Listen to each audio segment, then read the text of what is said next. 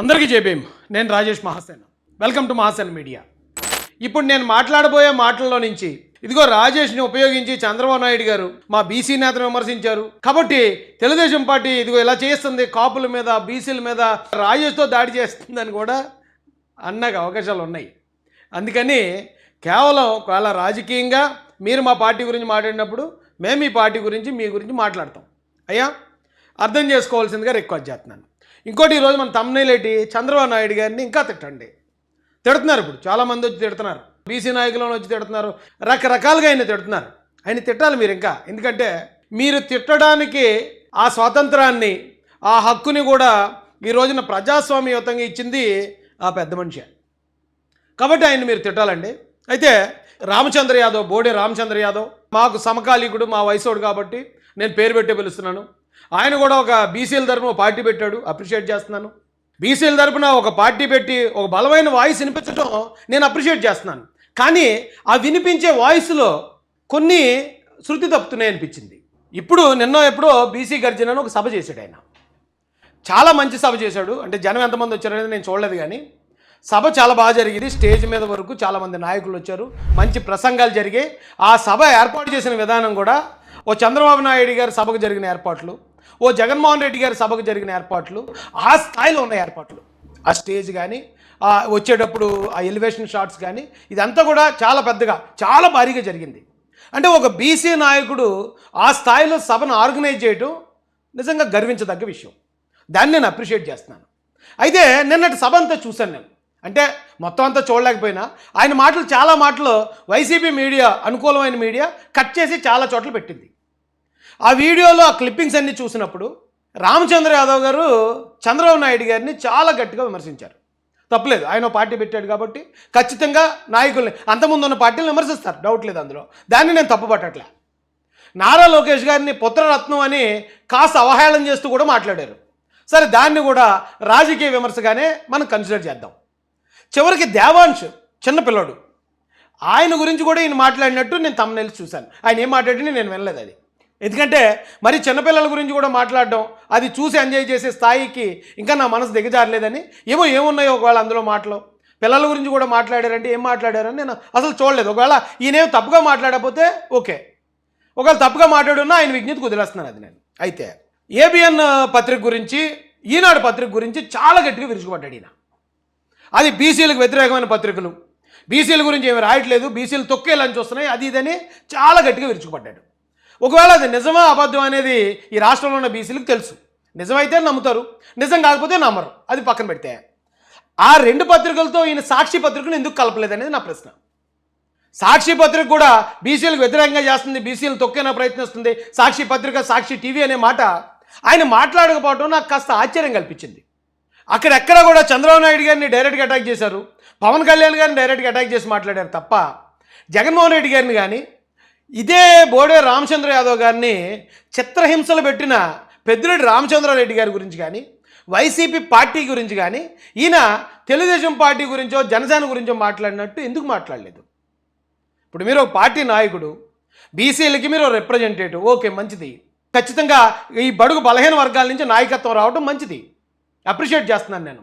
అయితే మరి వచ్చిన నాయకత్వం వన్ సైడ్ పనిచేస్తున్నట్టు, లేకపోతే ఒకళ్ళు ప్రత్యేకంగా బీసీలకి దూరం చేయాలి, బీసీలకి శత్రువులుగా చూపించాలనే ప్రయత్నం చేస్తున్నట్టు, మరొకరిని దగ్గర చేయనే ప్రయత్నిస్తున్నట్టు ఉంది తప్ప ఆ పార్టీని బీసీలకి దగ్గర చేయాలి, ఇతర కులాలకు దగ్గర చేయాలి అనే ఆలోచన మన నాకు కనిపించలేదు అక్కడ. ఎందుకంటే కంప్లీట్గా ఆయన చంద్రబాబు నాయుడు గారి గురించో, పవన్ కళ్యాణ్ గారు, లోకేష్ గారు, ఈ ముగ్గురు గురించి మాత్రం చాలా గట్టిగా విమర్శలు చేశాడు ఆయన. అయితే మరి బోడే రామచంద్ర యాదవ్ గారి గురించి మనం కొంచెం బ్యాక్ వెళ్తే, ఆయన జనసేనలో పోటీ చేశాడు. ఆయన నాకు తెలిసి 2019లో అనుకుంటా జనసేన పార్టీ అభ్యర్థిగా ఆయన పొంగనూరు నియోజకవర్గంలో ఆయన పోటీ చేసినప్పుడు ఆయన ఒక సభకి పిలిపించాడట, ఏదో రైతు బేరు ఏదో ఒక సభకి. ఆ సభకి పిలిపించిన కారణంగా ఆ రోజున వైసీపీ కార్యకర్తలు రామచంద్ర యాదవ్ గారి ఇంటి మీద పడి విధ్వంసం సృష్టించారు. అసలు మామూలుగా కాదండి. ఉన్నట్టుందండి, ఆ వీడియో చూపిస్తాను. భేరీ నిర్వహిస్తామని చెప్పడంతోనే వైసీపీ శ్రేణులు పారిశ్రామికవేత్త రామచంద్ర యాదవ్ ఇంటిపై దాడికి పాల్పడినట్లు సమాచారం అందుతోంది. అంతేకాకుండా ఆయన మంత్రి పెద్దిరెడ్డి రామచంద్రారెడ్డిపై తీవ్ర విమర్శలు చేశారు. ఇక దీంతో వైసీపీ కార్యకర్తలు వీరంగం సృష్టించారు. ఇక కాగా వందలాది మంది వైసీపీ కార్యకర్తలు తమ ఇంటిపై రాళ్లు, కత్తులు, రాళ్లతో ఇంటిపై దాడి చేశారని రామచంద్ర యాదవ్ ఆరోపించారు. తన ఇంటి దగ్గర వీరంగం జరుగుతున్నా ఎస్పీ, డీఐజీ, స్థానిక పోలీసులు పట్టించుకోలేదని ఆవేదన వ్యక్తం చేశారు. ఇక పోలీసులు అడ్డుకోవడంతో రైతు భేరీ సభను వాయిదా వేసుకుని అంబేద్కర్ విగ్రహానికి నివాళి అర్పించి ఇంటికి చేరుకున్నానని తెలిపారు. తమ ఇంటి తలుపులు బలంగా ఉండడంతో ఎంత దారుణంగా అక్కడ విధ్వంసం జరిగిందో చూడండి. దీనికి కారణం ఏంటి? రామచంద్ర యాదవ్ గారు ఏం తప్పు చేయలే. ఆయన ఏమి జగన్మోహన్ రెడ్డి గారిని విమర్శించలేదు, ఆయన నేను తిట్టలేదు. జగన్మోహన్ రెడ్డి గారికి వ్యతిరేకంగా నేను ఇగో ఈ ధర్నా చేస్తాను, లేకపోతే అప్పుడు చనిపోయిన బీసీ యువకుడు అమర్నాథ్ ఉన్నాడో అమర్నాథ్ కోసం నేను ధర్నా చేస్తానను, లేకపోతే అప్పుడు బీసీల మీద జరిగిన దాడుల గురించి ఆ కృష్ణయ్య గారిని చంపినందుకు మా బీసీ నాయకులు ఎందుకు ఇలా చేశారని ఆయన గవర్నమెంట్కి ఏం వ్యతిరేకంగా రాలేదు. జస్ట్ ఆయన చెప్పిందల్లా రైతు పేరు నిర్వహించుకుంటాం, ఓ మీటింగ్ పెట్టుకుంటాం అన్నాడు. ఆ ఒక్క కారణంతో ఇంత విధ్వంసం సృష్టించారు ఆయన మీద. ఒకే ఒక్క కారణం. ఆయన గతంలో అంతా కూడా ఆయన విమర్శలన్నీ, ఆయన అటాక్ అంతా పెద్దిరెడ్డి రామచంద్రారెడ్డి గారి మీదే ఉండేది. మరి ఆ పెద్దిరెడ్డి రామచంద్రారెడ్డి గారు కూడా ఈయన గురించి ఎలా మాట్లాడాడో ఒకసారి చూడండి. సో మీ కాన్స్టిట్యున్సీలో ఒక ఆయన పార్టీ పెట్టి ఇప్పుడు మీ మీద హోంమంత్రికి కూడా కంప్లైంట్ చేస్తా ఉన్నారు. ఏమైనా స్పందించాలనుకుంటే ప్రధానమంత్రికి చేయలేదని చూస్తా ఉంది. మీ కాన్స్టిట్యున్సీలో బోడే రామచంద్ర గారు మీ మీద హోంమంత్రి కూడా కంప్లైంట్ ఇవ్వడానికి చూస్తున్నారు, ఆయన కూడా పార్టీ పెట్టాడంటే ప్రధానమంత్రికి ఇచ్చుకోండి అని అవుతున్నాడు ఆయన. అంటే ఎంత కామెడీ, అంటే బీసీ నాయకుడిని వాళ్ళు ఎంత కామెడీగా ఎంత సిల్లీగా తీసుకున్నారో ఆలోచించండి. ఈ రోజున రామచంద్ర యాదవ్ గారు మాట్లాడినప్పుడు మరి ఇవన్నీ కూడా చెప్పాలి కదా. గతంలో వైసీపీ హయాంలో బీసీలకు జరిగిన అన్యాయాలు, మరి అన్ని కార్పొరేషన్లు పెట్టి ₹1 నిధులు ఇవ్వకపోవడం కానీ, బీసీ నేతల మీద జరిగిన దాడుల గురించి కానీ వాటి గురించి ఆయన మాట్లాడి ఉండుంటే ఈ రోజున ఆయన విమర్శించడానికి ఎవరు సరిపోరు. అవును, పార్టీలు ఉన్నాయి కాబట్టి ఈయన పార్టీకి వచ్చాడు కాబట్టి అన్ని పార్టీలు ఏకి పారేస్తున్నాడు, ఒక యువ నాయకుడు వచ్చాడని ప్రతి ఒక్కరూ ఆలోచిస్తారు. మరి ఈ మాటలు ఎక్కడైనా మాట్లాడాడు ఆయన? ఒకవేళ మాట్లాడి నేను చూడకపోతే దయచేసి మీరు పంపించండి.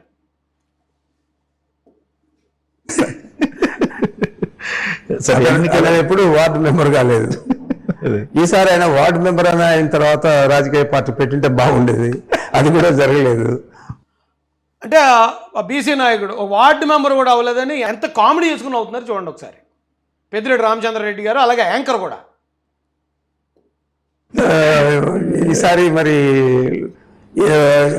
ఏ విధంగా రాజకీయాల్లో ఆయన పార్టీని నడిపిస్తాడో, ఎన్ని స్థానాలలో ఆయన గెలుస్తాడో అవన్నీ చూసిన తర్వాత నేను కూడా గర్వపడతాను. ఎందుకంటే మా ఊరు నుంచి ఒక నాయకుడు పార్టీ పెట్టి ఇన్ని స్థానాలు గెలిచాడు, ఈ విధంగా ఉన్నాడు అని చెప్పి. ఈసారి కూడా ఏమీ లేకుండా వార్డు మెంబర్ కూడా కాకపోతే ఆయన రాజకీయ పార్టీని ఆయన కూడా బాధపడతాడేమో. గాడిద కొడుకు అంటే ఈడ నా కొడుకు అని గాడిదలు బాధపడతాయంట. ఆ విధంగా ఒకసారి ఆలోచించండి, ఎంత పెద్ద మాటలు. మరి వీళ్ళ గురించి బోడే రామచంద్ర యాదవ్ గారు మరి మర్చిపోయి చంద్రబాబు నాయుడు గారి మీద ఆయన అంతలాగా విమర్శించడానికి, ఘాటు వ్యాఖ్యలు చేయడానికి, ఆయన వయసుకు కూడా ఇది గౌరవం ఇవ్వకుండా అంతంత పెద్ద పెద్ద మాటలు మాట్లాడడానికి కారణం ఏంటో తెలుసా అండి? ఆ రోజు ఆయన మీద జరిగిన దాడి, బీసీ నేత రామచంద్ర యాదవ్ ఇంటిపై వైసీపీ దాడిని ఖండించారు టీడీపీ అధినేత చంద్రబాబు. ఇది నాటి రోజు అదనమాట ఆయన చేసిన తప్పు. ఆ రోజున వైసీపీ నాయకులు పెద్దిరెడ్డి రామచంద్రారెడ్డి గారి బ్యాచ్ ఇదే బోడే రామచంద్ర యాదవ్ గారి ఇంటి మీద దాడి చేస్తే దాన్ని ఖండించిన వ్యక్తి నారా చంద్రబాబు నాయుడు గారు. ఈరోజు రామచంద్ర యాదవ్ గారు ఒకవేళ ఆయన పార్టీ పెట్టుకుని అటాక్ చేయాలి అంటే ఫస్ట్ లిస్ట్లో ఎవరి పేరు ఉండాలి? వైసీపీ పేరు ఉండాలి, జగన్ గారి పేరు ఉండాలి, పెద్దిరెడ్డి రామచంద్రారెడ్డి గారి పేరు ఉండాలి. ఆ తర్వాత మీరు విమర్శిస్తే టీడీపీని విమర్శించండి, జనసేన విమర్శించండి. అంతేగాని మీరు డైరెక్ట్గా వాళ్ళని వదిలేసి టీడీపీని విమర్శించడం, చంద్రబాబు నాయుడు గారి మీద ఇక్కడేదో బీసీలకు అన్యాయం జరిపోతుంది, బీసీల మీద ఎక్కడా లేని అట్రాసిటీలు ఇప్పుడు జరిపోతుంది, మాకు ఎక్కడ కనిపించలేదని ఒక్క న్యూస్ కూడా ఎక్కడా లేదు. ఒక బీసీ నాయకుడు పల్లా శ్రీనివాస్ యాదవ్ గారు తెలుగుదేశం పార్టీకి అధ్యక్షుడు అని తెలుసు మాకు. ఒక బీసీ నాయకుడు అచ్చెన్నాయుడు గారు ఆ పార్టీకి మాజీ అధ్యక్షుడు మరియు రాష్ట్ర మంత్రి గారు. అయ్యన్న పాత్రుడు గారు ఇప్పుడు ఏకంగా అసెంబ్లీ స్పీకర్. యనమల రామకృష్ణుడు గారు చంద్రబాబు నాయుడు గారి తర్వాత మరో చంద్రబాబు నాయుడు గారు ఆయన ఆ పార్టీలో. ఓ బీసీ నాయకులు ఎంత బలంగా ఉన్న పార్టీ తెలుగుదేశం పార్టీ. నేను చూసినంతలో అండి, ఏమో మరి మీకేం కనిపించిందో నాకు తెలియదు, కానీ నేను చూసినంతలో బీసీ నాయకులు అత్యంత బలవంతులైన పార్టీలు. అన్నిటికీ మించి రామ్మోహన్ నాయుడు గారు, కింజరపు రామ్మోహన్ నాయుడు గారు కేంద్ర మంత్రి పదవి వచ్చే అవకాశం ఉన్నప్పుడు తెలుగుదేశం పార్టీ ఒక కమ్మ నాయకుడినో లేకపోతే ఒక నారా లోకేష్ గారినో పంపించకుండా, ఎందుకంటే చంద్రబాబు నాయుడు గారు ఇక్కడ ముఖ్యమంత్రి ఉంటారు, లోకేష్ గారు కేంద్ర మంత్రి ఉంటారు, అది బాగుంటుంది కదా. ఇప్పుడు జగన్ గారు ఏం చేశారు, ఇక్కడ ముఖ్యమంత్రి ఉన్నారు, కేంద్రంలో పార్లమెంటుకి సంబంధించి అక్కడ ఉన్న వాళ్ళందరికీ లీడర్ ఎవరు, మిథున్ రెడ్డి గారు లేకపోతే విజయసాయి రెడ్డి గారు, అల్లోళ్ళు పెట్టుకున్నాడు కదా. మరి ఇక్కడ చంద్రబాబు నాయుడు గారు అదే అవకాశం వచ్చినప్పుడు ఆ కమ్మ నాయకులనో లేకపోతే వాళ్ళ బంధువులనో లేకపోతే బాలకృష్ణ గారినో లోకేష్ గారినో పెట్టకుండా ఎందుకండి రామ్మోహన్ నాయుడు గారిని పెట్టారు? రామ్మోహన్ నాయుడు గారు కేంద్ర మంత్రి, వేళ విమానయాన శాఖ మంత్రిగా ఉన్నారంటే ఒక బీసీ నాయకుడికి అంత పవరు మరి నాకు తెలిసి వేరే పార్టీల్లో లేదు అది. అయితే ఒకవేళ మీరు అనుకున్న అన్ని తెలుగుదేశం పార్టీల్లో లేకపోవచ్చు, కానీ ఇప్పుడున్న అన్ని పార్టీల్లో కన్నా కూడా బీసీలకు అత్యధిక ప్రాధాన్యత ఇచ్చిన పార్టీ తెలుగుదేశం పార్టీ.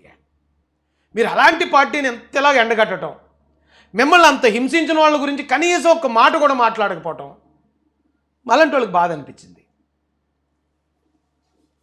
ఆ రోజు ఈయన ఇంటి మీద దాడి జరిగితే ఇదే బోడే రామచంద్ర యాదవ్ గారు డీసెంట్గా వెళ్ళి ఒక కంప్లైంట్ ఇచ్చారు కలెక్టర్ గారికి.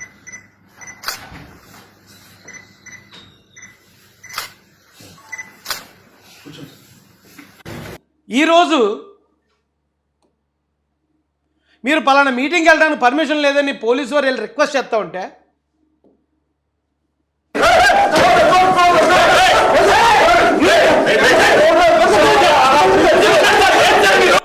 పోలీస్ అధికారులను కూడా తోసిపారేస్తున్నారు. పోలీస్ అధికారులను కూడా తోసిపారేసే అంత స్వతంత్రం ఇప్పుడుంది రామచంద్ర యాదవ్ గారికి. గతంలో జగన్ గారి మీద కానీ మిథున్ రెడ్డి గారి మీద కానీ ఎవరైతే పెద్దిరెడ్డి రామచంద్రారెడ్డి గారి మీద కానీ ఇంత ఆయన ఉద్రేకం చూపించలే, ఇంత ఆవేశం చూపించలే. ఏమండి, ఇదే రామచంద్ర యాదవ్ గారు ఎక్కడో ఒక చోట రామారావు గారి విగ్రహాన్ని, ఎన్టీ రామారావు గారి విగ్రహాన్ని కృష్ణుడి రూపంలో పెట్టారు. పెడితే రామచంద్ర యాదవ్ గారు ఆ గ్రామానికి వెళ్ళారు. ఆ గ్రామానికి వెళ్ళి అక్కడ కూడా ఆయన ఉద్రేకపూరితంగా ఆయన మాట్లాడిన మాటలు అప్పుడు మనం చూసాం. అప్పుడు ఒకవేళ తెలుగుదేశం పార్టీ ఒక కులాంది అంటే మరి అక్కడ ఆ కులస్తులు ఎక్కువ మంది ఉన్నారు, వాళ్ళ మీద విరుచుకొట్టాడు ఈయన. ఒకసారి మనం ఆలోచించాలండి. ఈయన సొంత గ్రామంలో సొంత ఇంటి మీద పెద్దిరెడ్డి రామచంద్రారెడ్డి గారి మనుషులు దాడి చేస్తే డీసెంట్గా వెళ్ళి కంప్లైంట్ ఇచ్చిన ఇదే బోడే రామచంద్ర యాదవ్ గారు ఎక్కడో తక్కెళ్ళపాడులో ఎన్టీఆర్ గారి విగ్రహం కృష్ణుడి విగ్రహం రూపంలో ఉంటే కంప్లైంట్ ఇవ్వకుండా అక్కడికి వెళ్ళి వాళ్ళ మీద ఇరుచుకుపడ్డాడు. అదే వైసీపీ హయాంలో రైతు బేరీ పెడతాను అన్న మాటకే ఇంటి మీద దాడికి గురైన ఇదే బోడే రామచంద్ర యాదవ్ గారు ఈవేళ అతిపెద్ద సభ బీసీ సభ నిర్వహించుకున్నారు, యథేచ్ఛగా నిర్వహించుకున్నారు, ఎటువంటి ఆటంకాలు లేకుండా. ఏ తెలుగుదేశం కార్యకర్తలు ఆయన మీద దాడి చేయలేదు, ఆయన అడ్డుకునే ప్రయత్నం చేయలేదు, చక్కగా ఆయన సభ నిర్వహించుకున్నారు. ఆ చక్కగా నిర్వహించుకున్న సభలో ఆయన పెద్దిరెడ్డి గారి కోసం జగన్ రెడ్డి గారి కోసం ఆయన మాట్లాడుంటే ఆ తెలుగుదేశం ప్రభుత్వ హయాంలో మేము ఇగో సభ ఇలా పెట్టుకున్నాకి మాకు ఇంత స్వేచ్ఛ దొరికింది, వైసీపీ హయాంలో మేము సభ పెడతామంటేనే మా ఇంటి మీద దాడి చేశారు. ఈ సభ పెట్టుకునే అవకాశం ఇచ్చిన చంద్రబాబు నాయుడు గారికి ధన్యవాదాలు తెలియజేస్తూ మా బీసీల మీద దాడులు చేసిన సో వ్యక్తులు నేను ఎండగడుతున్నాను అంటే సూపర్ హీరో మీరు.